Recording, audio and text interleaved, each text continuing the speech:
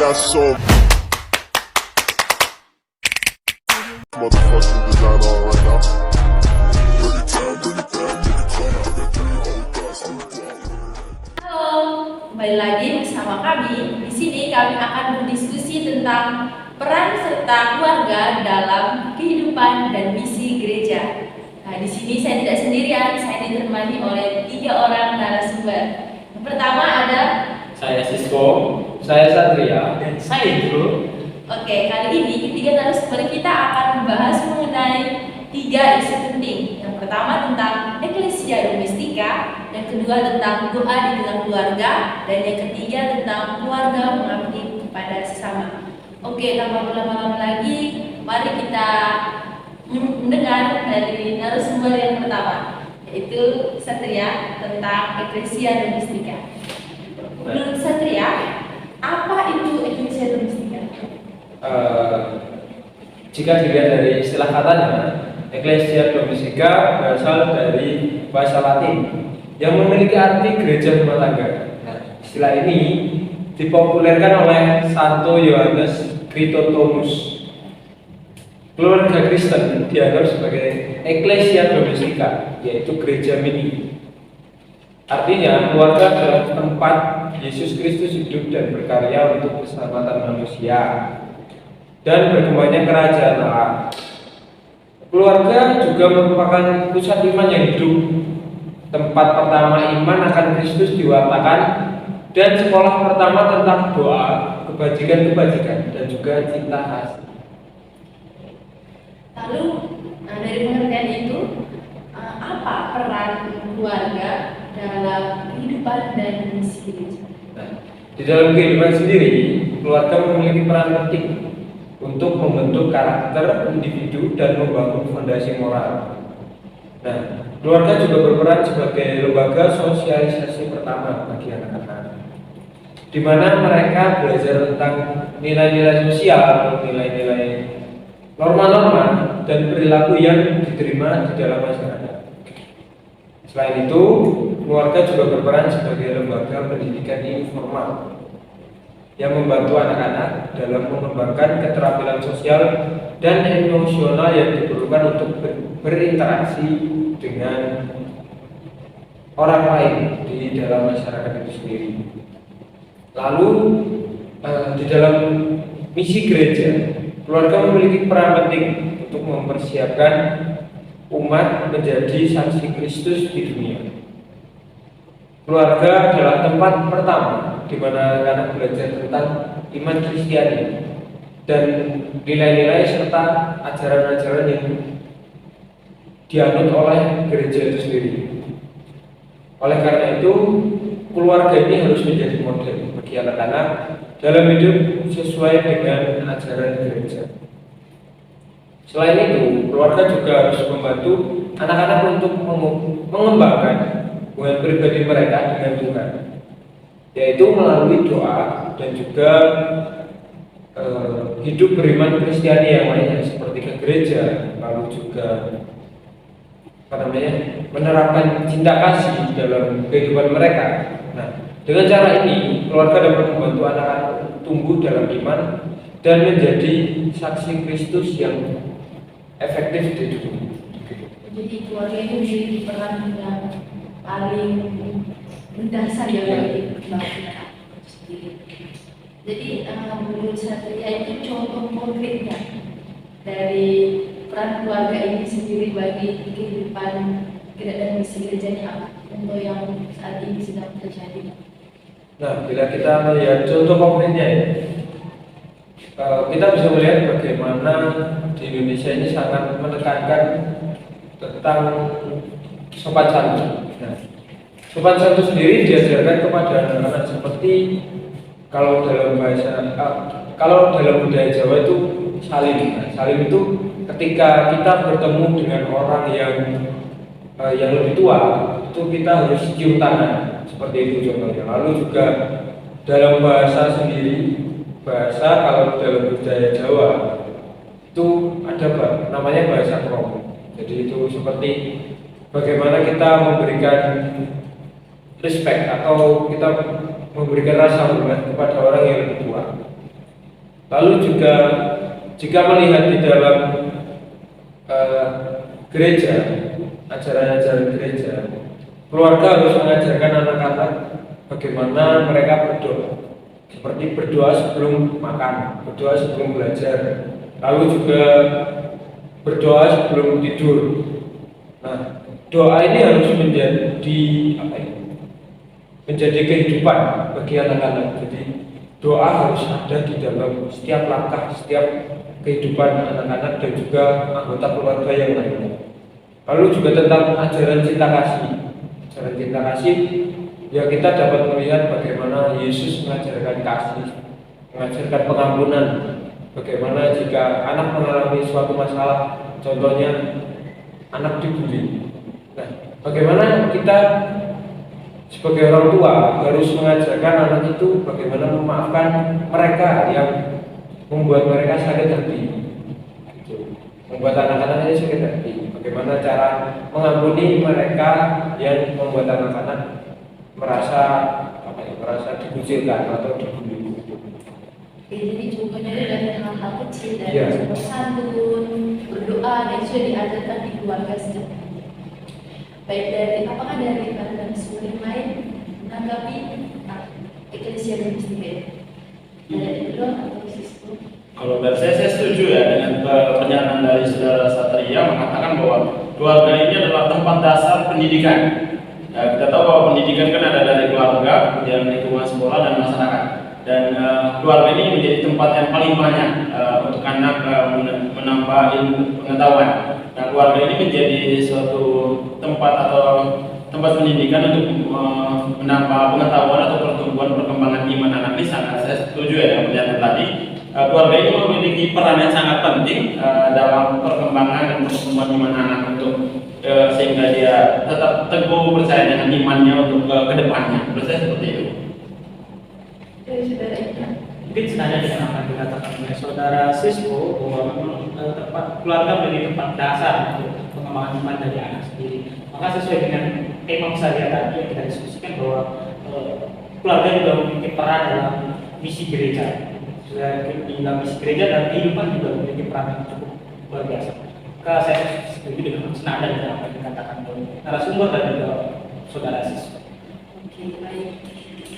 Selanjutnya kita akan membahas lagi tentang hal yang masih berkaitan dengan eklesia domestika, yaitu tentang doa di tengah keluarga.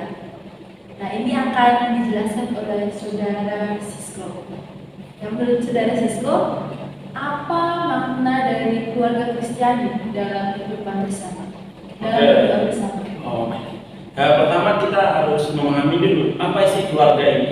Jadi keluarga ini adalah kelompok primer yang terdiri dari dua atau lebih orang yang mempunyai hubungan, baik hubungan darah maupun tidak. Jadi ada hubungan ya dalam keluarga ini. Nah, keluarga Kristiani seperti yang telah disampaikan oleh saudara Satria tadi mengatakan bahwa keluarga adalah tempat hidupnya Kristus. Nah, keluarga harus menghidupi Kristus. Jika Kristus mau hidup dalam keluarga, berarti keluarga ada namanya berdoa bersama dalam keluarga. Saat ini jarang ya ditemukan ada keluarga yang melakukan doa bersama, baik orang tua sama anak, istri, suami istri itu jarang sekali sekarang ini ditemukan. Nah, bagaimana kita harus meneruskan seperti apa yang dikatakan saudara Satria bahwa keluarga adalah tempat Kristus yang hidup. Bagaimana kita mau meneruskan Kristus hidup dalam keluarga jika kita tidak ada dalam keluarga itu tidak ada kebiasaan untuk berdoa bersama, baik dari keluarga ayah dan ibu maupun anak. Nah, orang tua di sini memiliki peran yang sangat penting ya untuk menghidupi Kristus dalam keluarga. Menurut saya seperti itu. Jadi keluarga memiliki peran yang penting dalam mengajarkan anak tentang dalam kehidupan. Kedua, apa manfaat doa bersama dalam keluarga? Banyak sekali ya manfaat dari doa bersama ini. Yang pertama, kalau kita tahu berdoa ini kan untuk mengucap syukur, mengucap syukur kepada Tuhan atas berkat rahmat kasih-Nya yang boleh kita terima setiap harinya. Bahkan yang kita setiap hari terima adalah nafas kehidupan. bahwa itulah suatu berkat atau karunia dari Tuhan yang tidak ada hingganya, yang akan diterima oleh semua orang. Manfaat dari doa juga ini, ketika kita berdoa, kita mau mempererat atau memperbaiki hubungan kita dengan Tuhan, memperbaiki hubungan kita dengan gereja. Ketika kita tidak melaksanakan doa atau kewajiban kita sebagai umat yang beriman, kita menjauhkan diri kita dari Tuhan dan dari gereja. Nah, dengan berdoa bersama dalam keluarga ini, kita membiasakan diri kita untuk lebih dekat kepada Tuhan, lebih dekat kepada gereja. Kita memperbaiki hubungan kita bersama Tuhan, memperbaiki hubungan kita bersama gereja. Dan manfaat dari doa bersama dalam keluarga ini juga mempererat hubungan antara relasi antara ayah, ibu, dan anak. Nah, di mana di zaman yang modern ya, ketika saat ini keluarga itu lebih cenderung banyak untuk menghabiskan waktu untuk HP, mungkin ke aktivitas lain. Jadi relasi hubungan dalam keluarga ini agak renggang, ada jarak. Jadi dengan doa bersama ini mau juga memperbaiki relasi antara keluarga, antara ayah dan ibu, antara anak dan ibu, antara anak dengan ayah, atau antara anak dengan anak, kakak dan adik, seperti itu. Dan masih banyak lagi ya manfaat-manfaat dari doa ini, bahwa dengan membiasakan anak sejak dini untuk berdoa, dia akan selalu hidup dengan imannya, dia akan selalu pegang teguh dengan iman, kepercayaannya, sehingga dia tidak mudah goyah, seperti itu. Lalu selanjutnya, dalam berdoa itu dalam kehidupan sekarang ini, apa tantangan yang biasanya dihadapi dalam doa bersama di keluarga Kristen menurut saudara-saudara? Kalau untuk tantangan, apalagi saat zaman modern ini, teknologi menjadi salah satu tantangan berat untuk umat manusia. Saat dimana kita cenderung mau melakukan sesuatu yang menarik perhatian atau mudah dilakukan. Contohnya bermain HP sambil tidur itu kan mudah, dan itu menarik menurut orang. Lebih menarik daripada untuk berdoa, untuk berbicara di hal-hal tantangan dari mana kita harus melawan. Kemudian rasa-rasa malas dalam diri ketika mau berdoa itu, wah saya lebih baik tidur lah, saya lebih enaknya lebih tidur ya daripada doanya, mungkin besok saja. Saya itu tantangan-tantangan berat yang saat ini yang harus harus dilawan menurut saya. Kemudian ada beberapa aspek juga yang menghambat hubungan kita dengan Tuhan. Menghambat itu adalah ya seperti tadi, mungkin aktivitas yang padat. Aktivitas yang padat juga mempengaruhi hubungan kita. Ketika kita beraktivitas padat, kita lebih cenderung mendahului aktivitas kita yang lain yang menurut kita lebih penting daripada berdoa, terutama pekerjaan. Ketika pekerjaan orang-orang zaman sekarang itu lebih cenderung melaksanakan pekerjaan daripada mengucap syukur kepada Tuhan. Padahal kita tahu sendiri bahwa apa yang kita dapat, apa yang kita peroleh hari ini adalah itu semua berkat dari Tuhan. Tetapi manusia cenderung mengatakan bahwa ini adalah kemampuan saya sendiri. Sikap sombong manusia ini sangat besar sekali, sehingga mereka melupakan bahwa Tuhan lebih penting, doa lebih penting atau pekerjaan. Mereka manusia lebih cenderung mengatakan bahwa doa bisa nanti saja, bisa belakangan saja.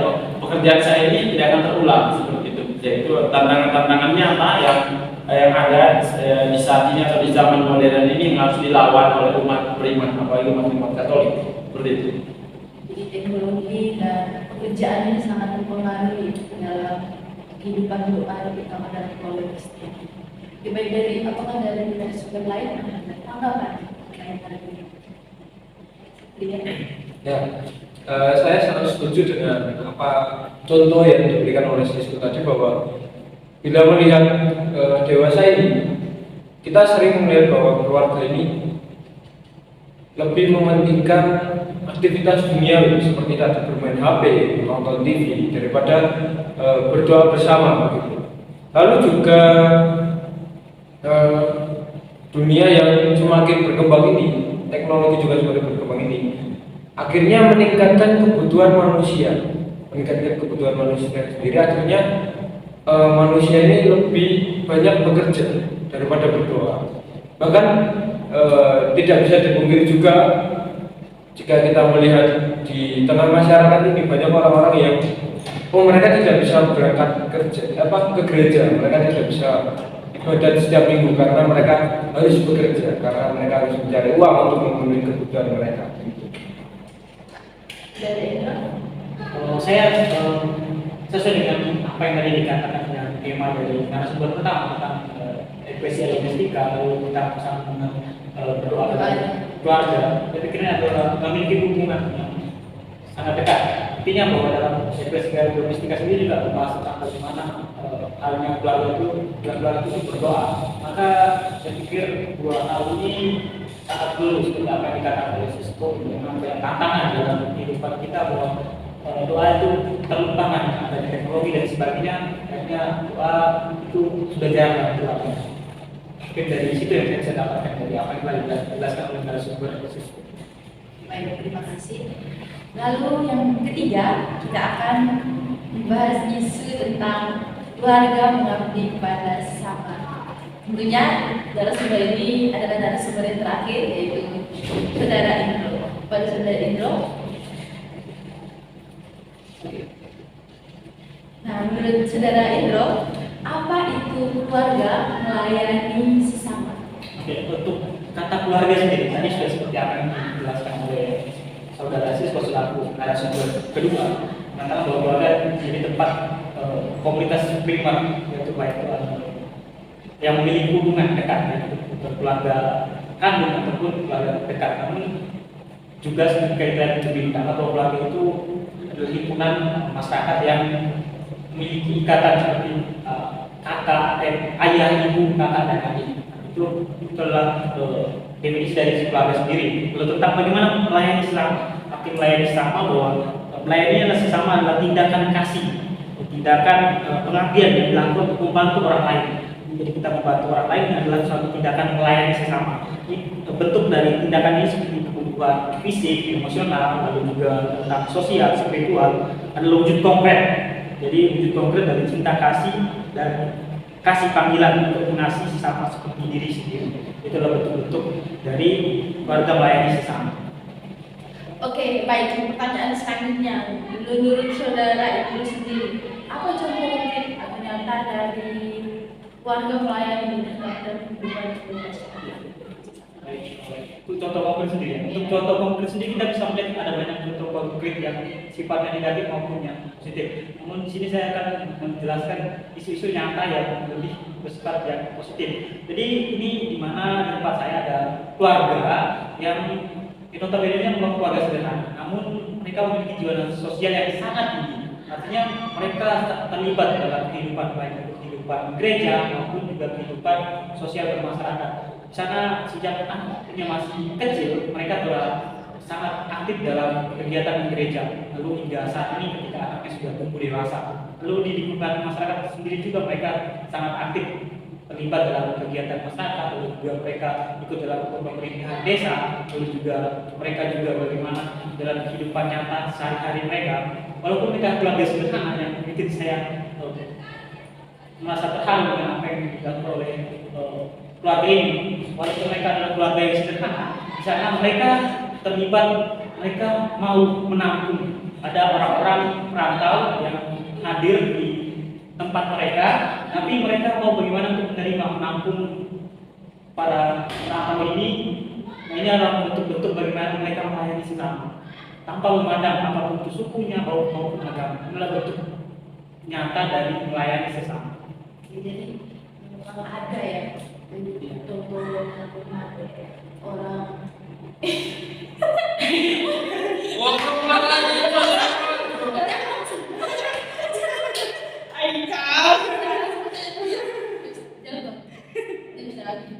Oke, baik. Jadi memang contoh nyata ini benar-benar terjadi ya dalam kehidupan masyarakat. Atau apalagi keluarga Katolik memang banyak peduli terhadap kehidupan dalam masyarakat sekitar. Memang ada, namun juga kita tidak menutup kemungkinan bahwa ada juga keluarga-keluarga Katolik yang masih menutup diri melayani sesama, artinya hanya pada komunitas mereka sendiri, namun tidak keluar dari komunitas-komunitas lain. Maka ya ada juga yang seperti itu. Oke, baik. pertanyaan selanjutnya nih, Bang. Apakah menurut Bang Indro?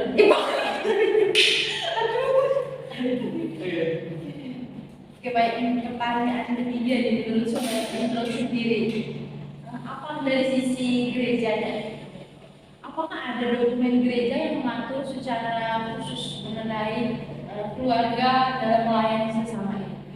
Untuk dokumen yang mengatur secara khusus melayani gereja ini mungkin kita tidak bisa mengatakan bahwa secara khusus, namun banyak sekali dokumen-dokumen gereja yang memiliki relevansi dengan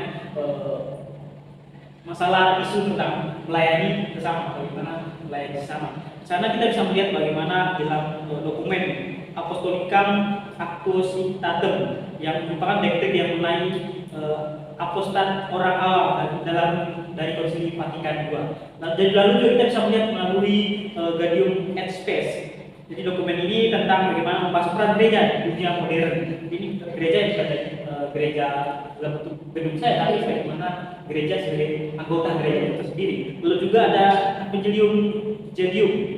Ini ada ensiklik dari Paus Fransiskus yang berbicara tentang sukacita Injil yang menekankan pentingnya cinta kasih. Karena cinta kasih juga itu disalurkan melalui membantu melayani sesama. Lalu juga kita bisa melihat melalui Lumen Gentium dalam dokumen konstitusi dogmatis dan Konsili Vatikan ini membahas peran umat awam dalam gereja. Nah, umat awam artinya lapisan anggota gereja awam bagaimana melayani sesama. Lalu juga kita bisa melihat dari melalui dokumen Caritas in Fiate, ensiklik dari Paus Benedictus XVI. Ini berbicara tentang cinta kasih dalam kebenaran. Cinta kasih, maka cinta kasih ini dinyatakan dengan bagaimana kita melayani sesama. Jadi ada banyak ya, ada beberapa dokumen gereja yang mengatur mengenai keluarga yang mengabdi kepada sesama. Baik, di sini ketika para narasumber ini menyampaikan isu-isu yang sedang terjadi dalam kehidupan misi gereja dan keluarga sendiri. Jadi awal tadi bahwa keluarga itu merupakan dasar ajaran iman bagi anak-anak. Lalu Saudara Sisko mengatakan bahwa dari ajaran iman itu dapat berdampak kepada kehidupan doa bersama. Dari dalam kehidupan doa bersama ini akan terjadi relasi yang baik pada Tuhan dan kita maupun antara sesama keluarga. Namun dalam relasi itu juga sering terjadi yang namanya tantangan yang sering terjadi dalam kehidupan doa saat ini dalam masyarakat, seperti teknologi yang sudah sangat maju yang menyebabkan orang hanya berfokus kepada teknologi itu saja dan melupakan kegiatan-kegiatan rohani seperti doa. Lalu dalam kebutuhan yang selalu bertambah itu umat selalu lebih menekankan kepada kehidupannya sendiri karena sudah sampai kerja jadi malas untuk berdoa. Lalu pada Bang Indo masih juga berkaitan tiga topik ini, keluarga mengabdi kepada sesama, di mana keluarga yang mengabdi kepada sesama ini ya dasarnya juga dari keluarga itu sendiri, keluarga yang mau ambil bagian dalam kehidupan bersama dalam masyarakat. Contohnya tadi ada keluarga yang walaupun anaknya sudah kuliah semua kerja, tapi tetap mau mengabdi di gereja dan kepada masyarakat juga. Lalu ada dokumen-dokumen gereja yang mengatur mengenai hal-hal tersebut. Jadi topik kita pada malam hari ini tentang peran serta keluarga dalam kehidupan dan misi gereja itu benar-benar terjadi dalam kehidupan kita saat ini. Oke, baik, cukup sekian diskusi kami pada kesempatan kali ini. Kita bertemu lain waktu dan semoga materi yang dibawa oleh para narasumber pada malam hari ini dapat bermanfaat bagi kita semua. Sekian dan terima kasih. Sampai jumpa. Sampai jumpa.